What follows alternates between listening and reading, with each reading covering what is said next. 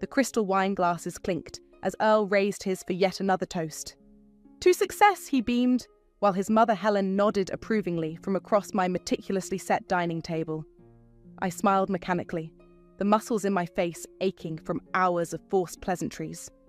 "My name is Elise, and tonight is the last time I'll play the role of the perfect corporate wife. And to my beautiful wife," Earl continued, his words slightly slurred, "who just plays with her little computer all day while I bring home the real bacon." Laughter rippled around the table. I caught Helen's smirk as she dabbed her mouth with a cloth napkin I'd had custom embroidered for the occasion. "Well, dear," Helen chimed in, adjusting her signature gold watch, "at least you keep yourself presentable. That counts for something when you're representing the Mills family name." I took a long sip of wine, letting the $200 Cabernet coat my tongue. The same Cabernet I'd purchased with my own money, along with the Wagyu beef, imported cheese platter, and hand-picked flowers that decorated the space. The catering alone cost more than Earl's monthly salary. My phone buzzed quietly in my lap. A payment notification. Client invoice cleared, $127,500. I almost laughed out loud.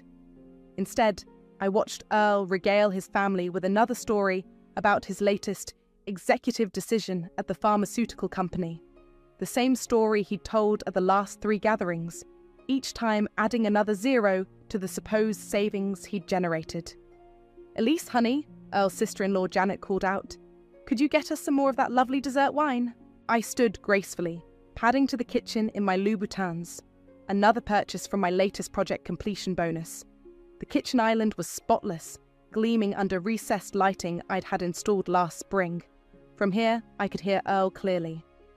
"Sometimes I worry about her, you know." His voice carried that false concern he'd perfected. "All day on that computer, making her little logos. Thank God I can support us properly." "You're too good to her," Helen agreed. "A woman needs structure, purpose. Maybe if you'd had children." I pulled out my phone and opened my banking app again. With a few taps, I initiated the transfer we prepared weeks ago. My business manager Remy had everything lined up perfectly. Returning with the wine, I caught Earl's younger brother Jerome studying me with unusual intensity. He'd always been the perceptive one. Too bad he'd have to go down with the rest of them. "A toast," I announced, surprising everyone by speaking up. "To family." I raised my glass, meeting Helen's suspicious gaze. "And to karma." Earl laughed nervously. "Honey, you're not usually so philosophical." "Oh, I've been thinking a lot lately." I smiled, genuine for the first time that evening. "About choices, consequences, the future." Helen's eyes narrowed. "Are you feeling quite well, dear?" "Never better." I poured more wine for everyone, my hands steady. In fact, I've never felt more clear about anything in my life. My phone buzzed again. Another notification. Transfer complete. Everything was in place. "Speaking of clarity," Earl announced, loosening his tie, "I have some exciting news. The company's considering me for Director of Operations." I knew this was coming. He always saved his biggest lies for family gatherings. "That's wonderful, darling." I touched his arm lightly. "When did they tell you?" "Just yesterday. Top secret, of course." He winked at his mother. "Fascinating." I took another sip. "Especially since I had lunch with Violet from your HR department last week. She mentioned they'd already filled that position internally." The room went silent. Earl's face twitched. "You had lunch with Violet?" "Oh yes." I smiled serenely. We had quite an interesting conversation, about many things. Earl's hand trembled slightly as he reached for his wine. Helen was staring daggers at me, but I didn't care anymore. By tomorrow morning, none of this would matter. The rest of the evening passed in a blur of forced laughter and pointed comments. As the last guest left, Earl cornered me in the kitchen. "What the hell was that about Violet?" he hissed. "Just making conversation, dear." I started loading the dishwasher. "You should get some sleep. Tomorrow's going to be eventful." He stumbled slightly, the wine making him unsteady. "You're acting weird." "Am I?" I closed the dishwasher with a soft click. "I'm just being myself." Finally, as Earl made his way upstairs, I stood in our pristine kitchen, surrounded by the remnants of my last performance as Mrs. Mills. My phone lit up with a message from Remy. "Everything's ready." I smiled at the empty room. By sunrise, Earl would learn exactly what his wife, who just plays on her computer, was capable of. And it would be absolutely glorious. I was already settled into my new penthouse when Earl's first call came at 7:23 a.m.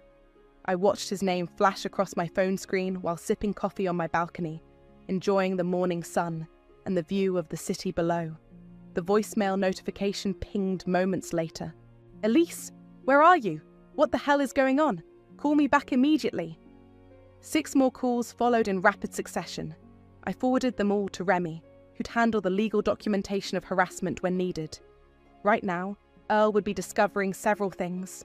His wife gone, closets emptied, and most importantly, their joint account drained. My phone buzzed again. This time it was Maya. "Holy shit, sis," she said when I answered. "Helen just called me in a complete meltdown. What did you do?" "What I should have done years ago." I walked inside to pour more coffee. "How bad is the explosion?" "Earl's apparently threatening to call the police. Helen's convinced you've had some kind of breakdown. She kept saying something about family reputation." I laughed. "Let them call whoever they want. Everything I did was completely legal." "Wait, what exactly did you do?" The doorbell rang. "That's probably Remy with the paperwork. Want to come over and see for yourself?" 20 minutes later, Maya sat slack-jawed on my new sofa while Remy laid out documents across my coffee table. "Jesus Christ," Maya whispered, scanning the papers. "You've been planning this for months.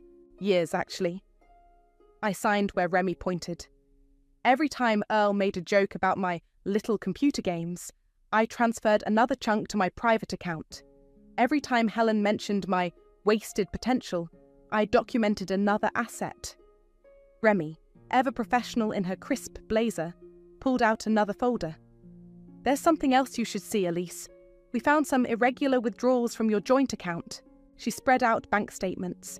Large cash withdrawals, all made by Earl, dating back 6 months. "That's a lot of money," Maya said quietly. 50,000 total, Remy confirmed, all withdrawn in chunks just under 10,000 to avoid reporting requirements. My phone rang again. Helen this time. I declined the call. "You know she'll show up eventually," Maya warned. "Let her. Security has strict instructions." I turned to Remy. "What else did you find?" Remy pulled up something on her tablet. "Hotel charges on his corporate card. Always the same place, same day of the week. And look who signed the restaurant receipts." I leaned in. The signature was clear. Violet. "That little shit," Maya breathed. "The same Violet you mentioned at dinner. HR Violet." I sat back, pieces clicking into place. Who's been handling all those special projects Earl kept bragging about? Another call, this time from Jerome. I actually considered answering this one. "Jerome might be useful," Remy suggested, reading my mind. "He's always been jealous of Earl's position, and he has connections in their finance department," I answered. "Jerome, what a surprise." "Elise, what the fuck? Earl's losing his mind. He says you cleaned out the accounts." "Only what was legally mine. My business earnings, my inheritances. You know, the money from my little computer games." A pause. "Listen, there might be some things you should know about Earl's department. Like the unauthorized withdrawals? Or the hotel meetings with Violet?" Another longer pause. "How much do you know?" "Enough to start, but I bet you know more." I could practically hear him thinking. Jerome had always resented playing second fiddle to his older brother. "Meet me for coffee?" he suggested. "Text me the details." I hung up and turned to Maya and Remy. "Ladies, I believe we're about to get some ammunition." Maya shook her head. "I can't believe you're actually doing this. Taking him down." "Not just him." I walked to the window, watching the city buzz below. The whole facade, the perfect son, the successful executive, the Mills family image. All of it. My phone chimed with a text from Jerome. "Noon, Capital Coffee, come alone?" "You're really going to trust Jerome?" Maya asked. "Trust? No."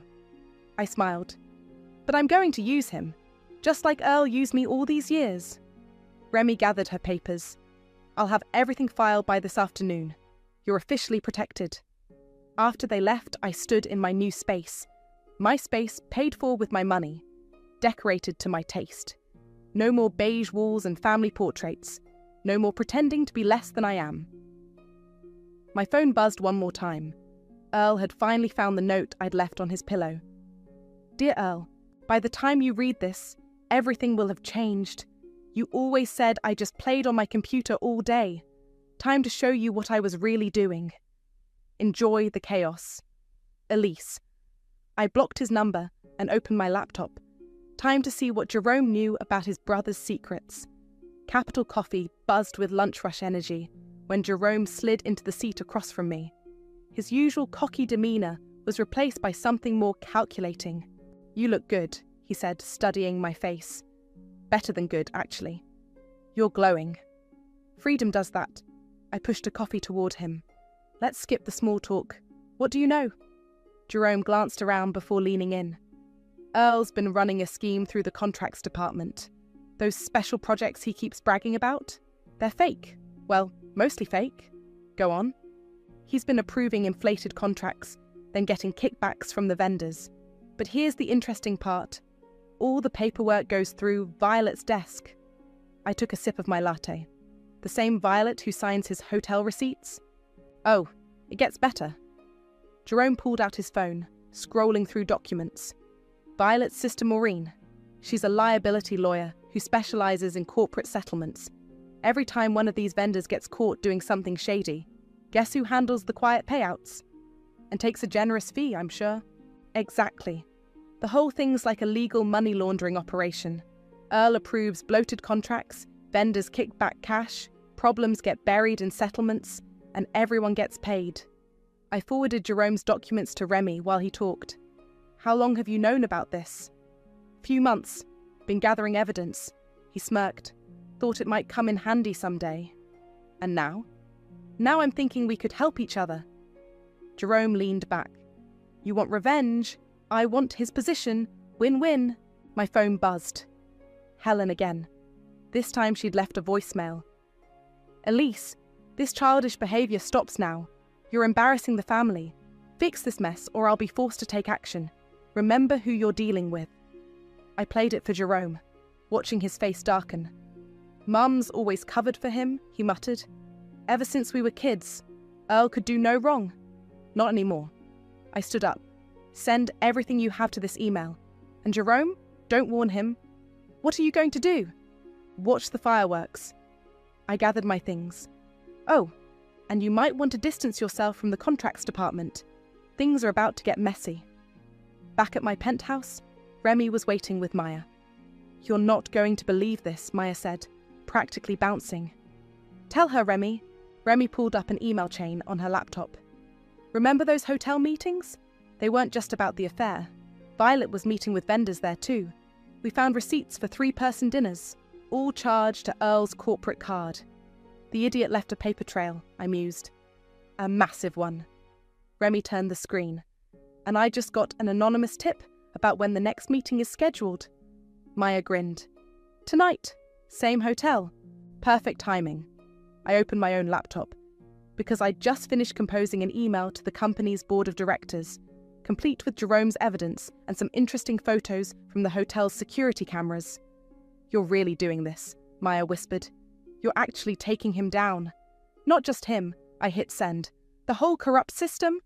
My phone rang. Earl's office number this time. I put it on speaker. Elise? His voice was tight with panic. We need to talk. Now. About what, Earl? The fake contracts? The kickbacks? Or your little hotel meetings with Violet? Silence. How did you? I told you I wasn't just playing on my computer all day. I kept my voice steady. Check your email. The board should be contacting you shortly about an emergency meeting. You can't do this to me. His voice cracked. My career, my reputation, should have thought about that before you made me invisible. I ended the call. Maya hugged me tight. Holy shit, sis. You're my hero. Don't celebrate yet. Remy was checking her phone. Helen's on her way up. Security just called. I walked to the window, watching Helen's Mercedes pull into the visitor parking. Even from 15 floors up, I could see her rigid posture, her signature gold watch glinting in the sun. Let her come. I turned to Maya and Remy. Time to show the Mills family matriarch exactly who she's dealing with. The elevator dinged. Helen's heels clicked down the hallway, getting closer. Want us to stay? Maya asked. No. This needs to be between me and her. I straightened my shoulders. Besides, I have one more card to play. A sharp knock at the door. 3 quick raps, imperious and demanding. I opened it to find Helen, face flushed with anger, clutching her designer handbag like a shield. You ungrateful little... she started. Come in, Helen. I smiled, stepping aside. We have so much to discuss, starting with what Earl's been doing with your family's investment money. Her face went pale. Sometimes the best revenge isn't just exposing secrets, it's revealing them to exactly the right person at exactly the right time. Helen stood in my living room, her composure cracking as I laid out the documents one by one on my coffee table. These are fake, she snapped, but her hands trembled as she picked up a bank statement. Earl would never... Here's the withdrawal records. I pointed at the highlighted lines. And here's where that money went, straight into an account controlled by Violet's sister Maureen. The lawyer? Helen sank onto my sofa. But she handles our family trust. Exactly. She's been managing more than just legal settlements. I pulled up the email trail Jerome had sent. Every time Earl approved an inflated contract, the excess went through Maureen's accounts, including the money from your family's investment portfolio. Helen's face went from pale to ashen. How much? At least 2 million, maybe more. The gold watch on her wrist caught the light as she pressed her hand to her mouth. I trusted him with everything. After his father died, my phone buzzed. A text from Remy. Board meeting in progress. Earl's been called in. Would you like a drink? I offered, watching Helen's perfectly maintained facade crumble. Scotch, neat. She looked around my penthouse. How long have you known? About the money? Recently? About Earl's true nature? I handed her a crystal glass. Years. Every time you belittled my work, every time he dismissed my success, I was watching, learning, gathering evidence. Why now? Because of Violet. I sat across from her. She got sloppy, started leaving trails, hotel receipts, meeting notes, explicit emails about their arrangement. Helen drained her glass. The little tramp from HR? Who's now singing like a bird to save herself. I showed her my phone. A new email from Remy. The board just suspended Earl pending investigation. Violet's already given a statement. I'll fix this. Helen stood up, swaying slightly. I'll call in favours. Handle the board. No, you won't. I pulled out one final document. Because if you do, this goes public. She squinted at the paper. What is this? Proof that you knew about the fake contract 6 months ago? That voicemail you left Earl? The one warning him to be more careful with the paperwork? I have it. All of it. Helen's legs gave out. She collapsed back onto the sofa. What do you want? Nothing. I gathered the documents. I want you to do absolutely nothing. Let Earl face the consequences. Let the board do their investigation, or everything comes out, including your role in the cover-up. My phone buzzed again. A message from Jerome. Holy shit. Earl just got escorted out. Security has his laptop. Helen's phone started ringing. Earl's face flashed on the screen. Don't answer it, I warned. He's my son. He's a fraud who stole from his own family. She let the call go to voicemail, her hands shaking. You've destroyed everything. No, Helen. Earl did that himself. I just exposed the truth. Another text from Remy. Violet's lawyer called. She wants to make a deal. You should go home now, I told Helen. Earl will need somewhere to stay after the bank freezes his accounts. You really think this through, didn't you? She stood, straightening her designer suit. All these years we thought you were just playing on my computer? I smiled. Amazing what people can accomplish when you underestimate them. At the door, Helen turned back. The family money, can it be recovered? Most of it. Remy's already tracking the transfers. I met her eyes. Consider this a wake-up call, Helen. Your perfect son isn't who you thought he was. After she left, I poured myself a scotch and called Maya. "How'd it go?" she asked. "Better than expected. Helen's broken, Earl's suspended, and Violet's looking to deal." "Damn, sis," Maya whistled. "Remind me never to cross you." "It's not over yet." I walked to my window, watching Helen's Mercedes pull away. Violet knows things. Bigger things. That's why she's desperate to talk. "What kind of things?" My laptop pinged with a new email. From Violet, sent to my private address. "I'm about to find out." I opened the attachment. Holy shit! What? What is it? I stared at the screen, at the evidence of something far darker than corporate fraud. "Maya, I need you to come over, now, and bring Remy." "That bad?" "Worse." I forwarded the email to Remy. Looks like Earl wasn't just stealing money. He was hiding something much more dangerous. I ended the call and looked at the documents again. Earl's scheme went beyond kickbacks and affairs. He'd been burying something toxic, literally, and Violet had proof. The game had just changed completely. Violet's hands shook as she spread the photos across my dining table. Maya and Remy leaned in, examining each one. "These were taken at the company's research facility," Violet explained. "Earl's department was supposed to be disposing of failed trial medications properly, but instead, they were dumping them," Remy finished, picking up a photo showing barrels being loaded into unmarked trucks, into the watershed. Violet pulled out more documents. The kickbacks weren't just about money.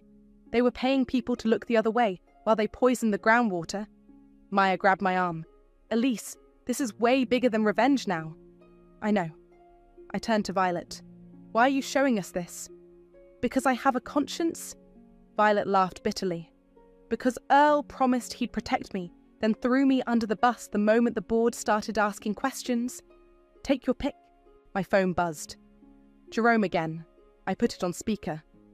"Earl's losing it," he said without preamble. "He just showed up at Mum's house, drunk, talking about evidence he needs to destroy." "Is Helen with him?" I asked. "No, she's at the family lawyer's office, but Earl's ransacking her house, looking for some kind of backup drive."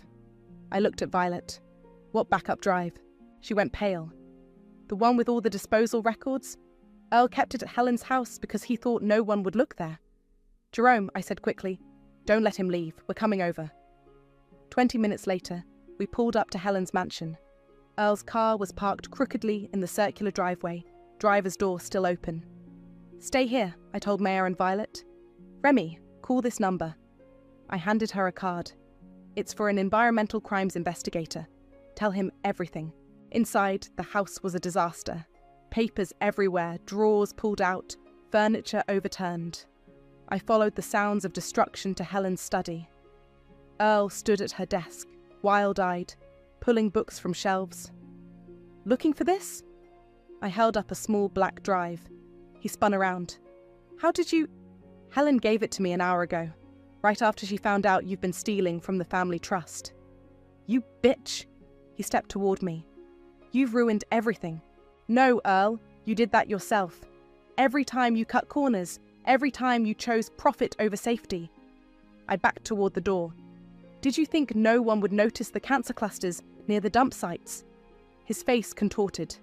"You don't understand. The company was going to shut down our division. People would have lost jobs." "So you poisoned them instead?" He lunged for me, but Jerome appeared in the doorway, blocking his path. "It's over, brother," Jerome said quietly. "The investigators are already at the facility."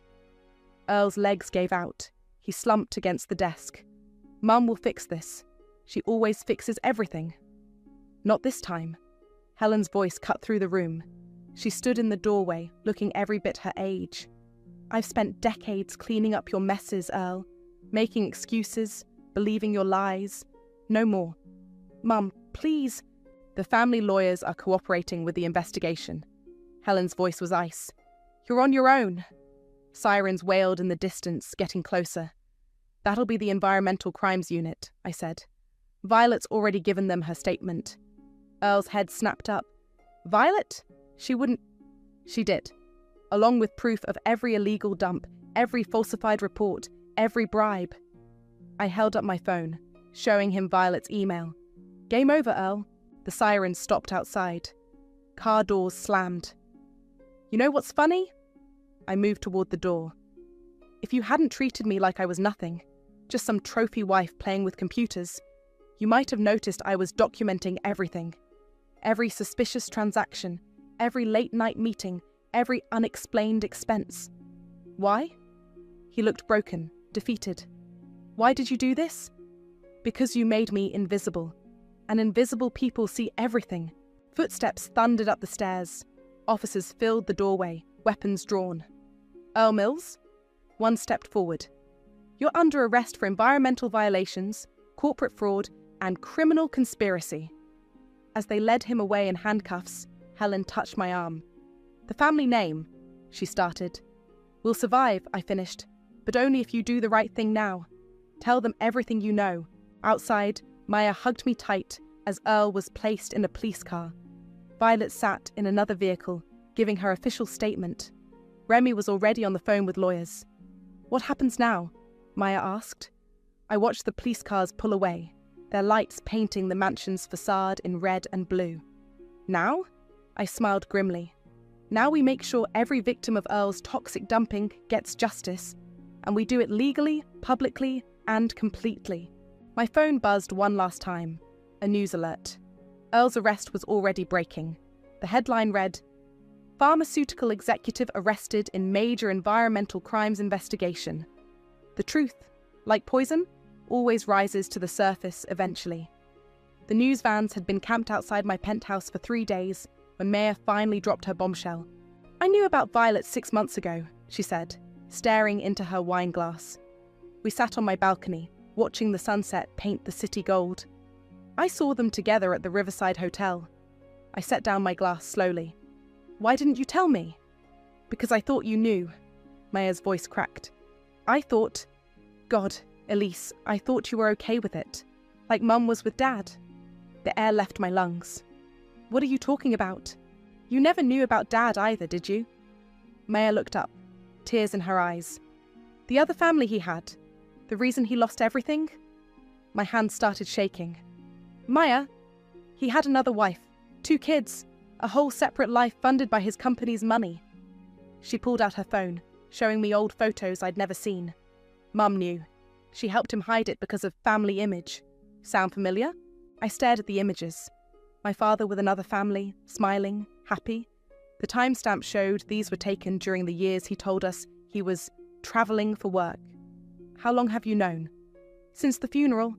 Maya wiped her eyes. "His other wife showed up. Mum paid her off to leave quietly, just like Helen would have done with Violet if she'd had the chance." "That's why you've been so supportive of my revenge plan," I whispered. "You weren't just helping me. I was breaking the cycle." Maya reached for my hand. "What Earl did to you, what Dad did to Mum, it's the same pattern. Powerful men enabling wives, hidden crimes.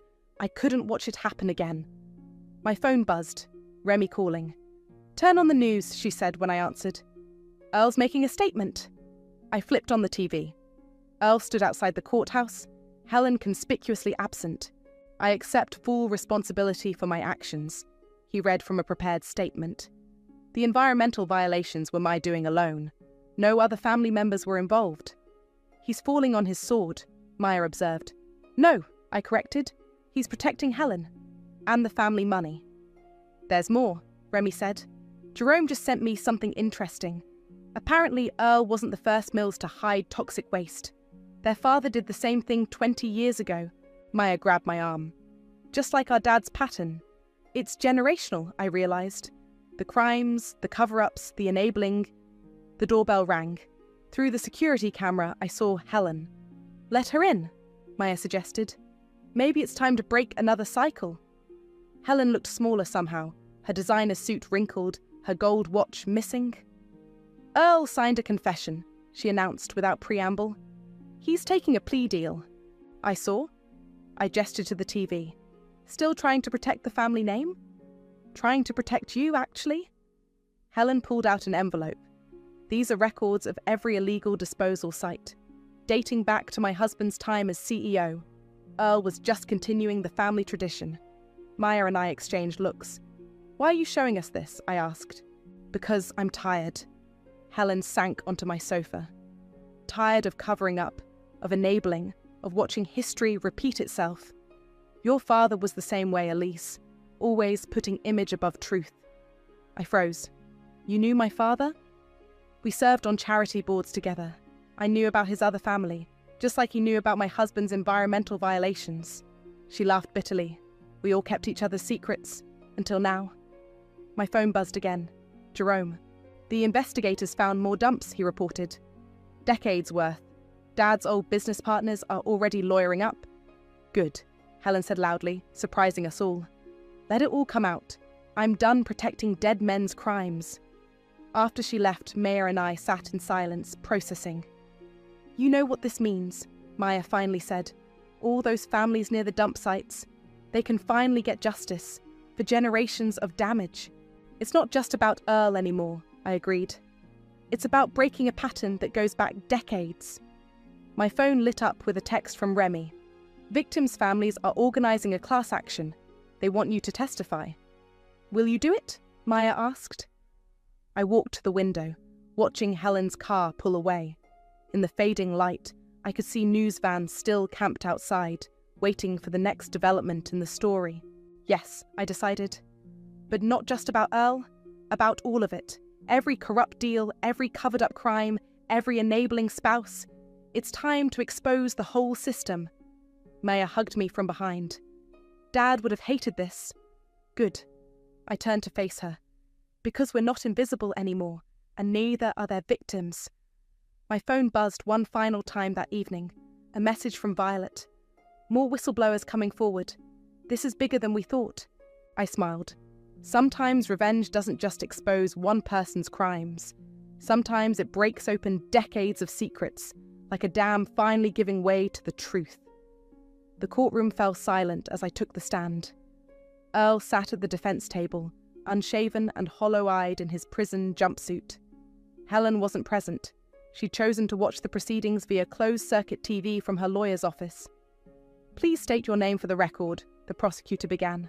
Elise Montgomery Mills. My voice carried clear and strong.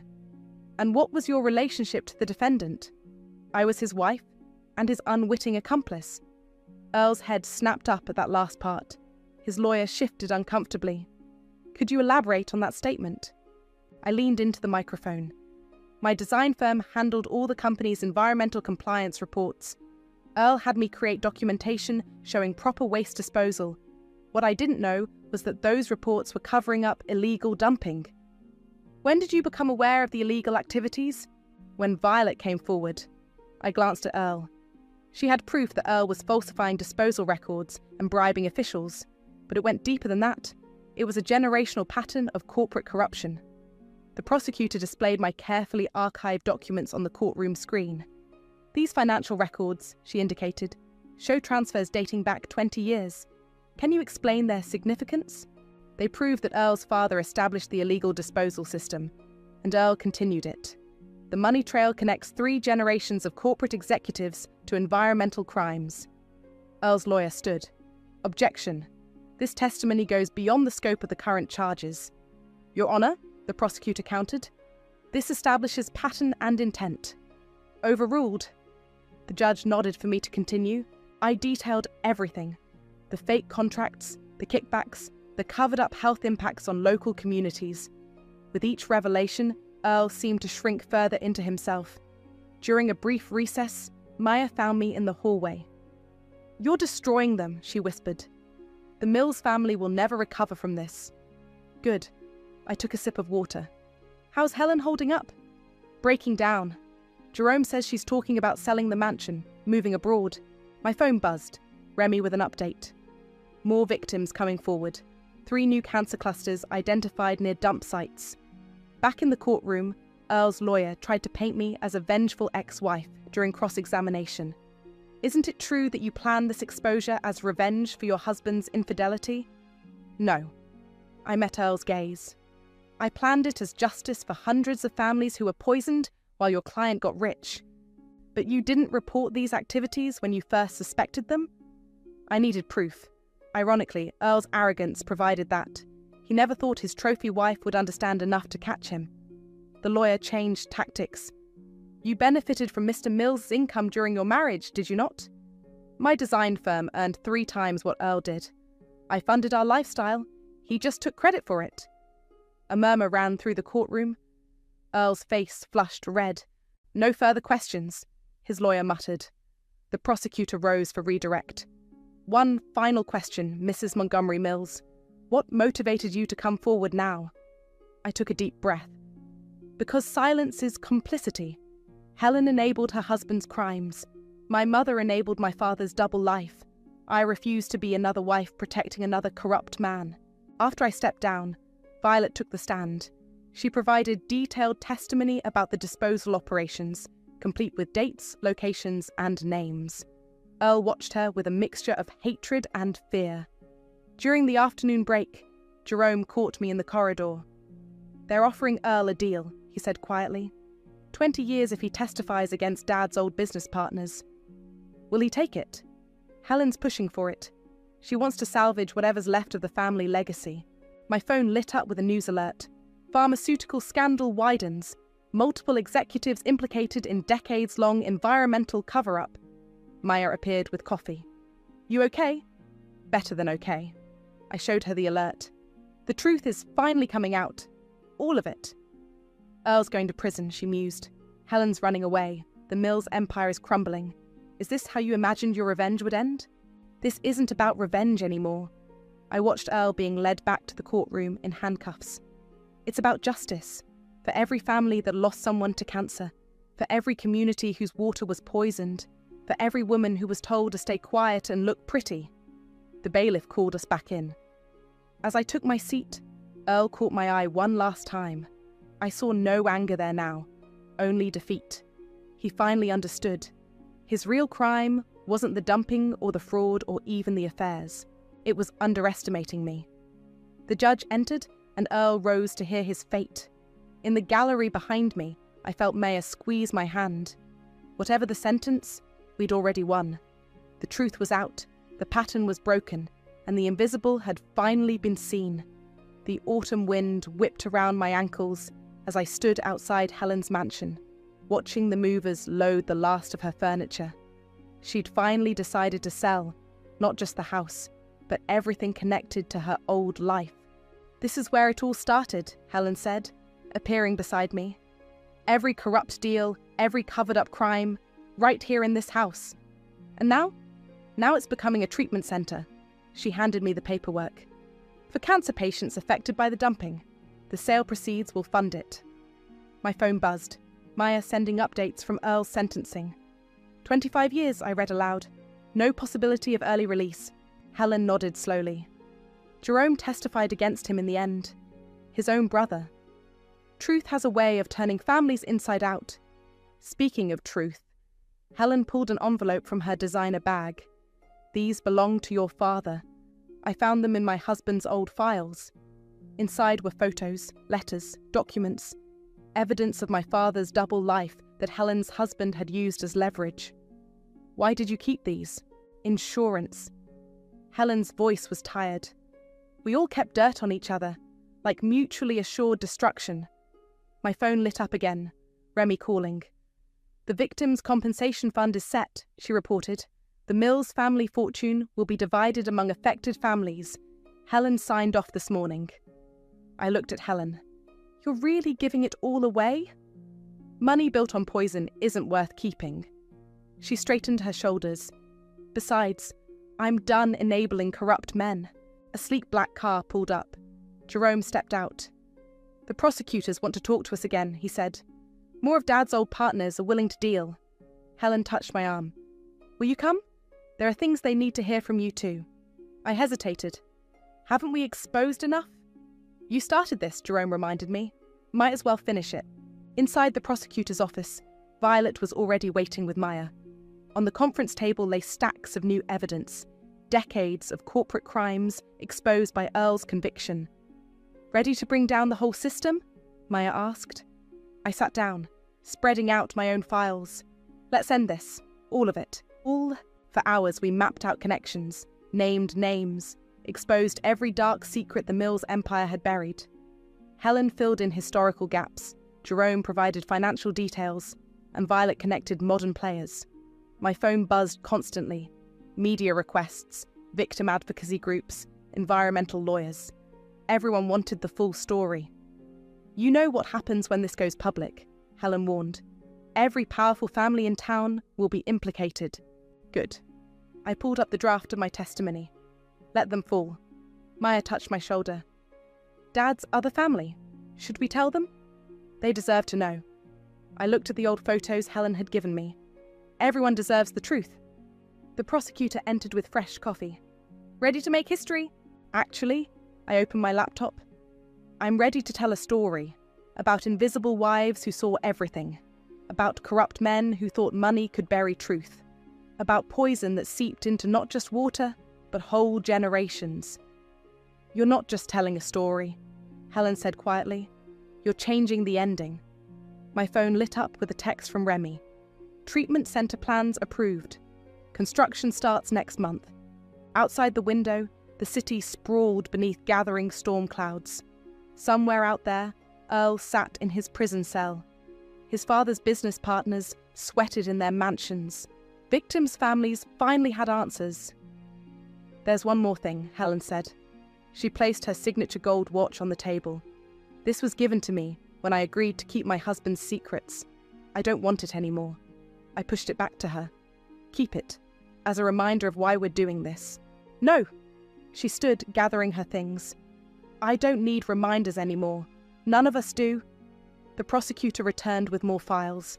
Rain began to patter against the windows. We had hours of work ahead, years of secrets to unravel, countless lives to impact. Maya squeezed my hand. Still glad you didn't just divorce him quietly? I thought about Earl's dismissive smirk, Helen's condescending advice, all those years of being invisible while poison spread through communities. Some things, I said, opening another file, are bigger than revenge.